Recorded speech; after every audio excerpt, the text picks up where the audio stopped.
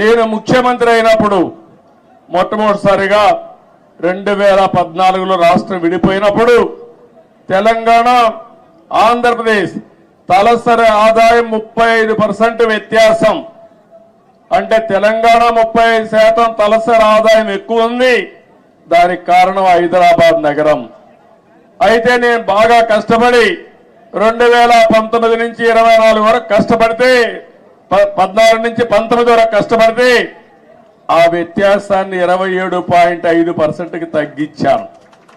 అంటే 35 నుంచి 27.5 అంటే 7.5%కి తగ్గింది. మళ్ళా ఒక ప్రభుత్వం వచ్చింది, విధ్వంస ప్రభుత్వం వచ్చింది. 5 ఏళ్లు ఇష్టానుసారంగా చేశారు.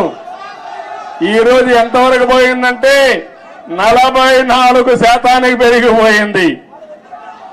అంటే మీరందరూ గుర్తుపెట్టుకోవాలి, కుండ వాళ్ళందరూ కూడా, విభజన వల్ల జరిగిన నష్టం కంటే పాలన వల్ల 5 సంవత్సరాలు అక్కడ నష్టం జరిగే పరిస్థితి వచ్చింది.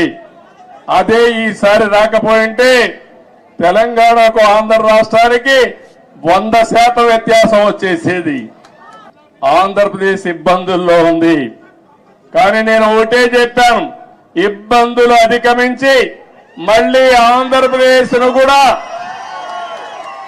గట్టెక్కించే బాధ్యత, అభివృద్ధి చేసే బాధ్యత నేను తీసుకుంటానని చెప్పి కూడా నేను మీకు తెలియజేస్తున్నా.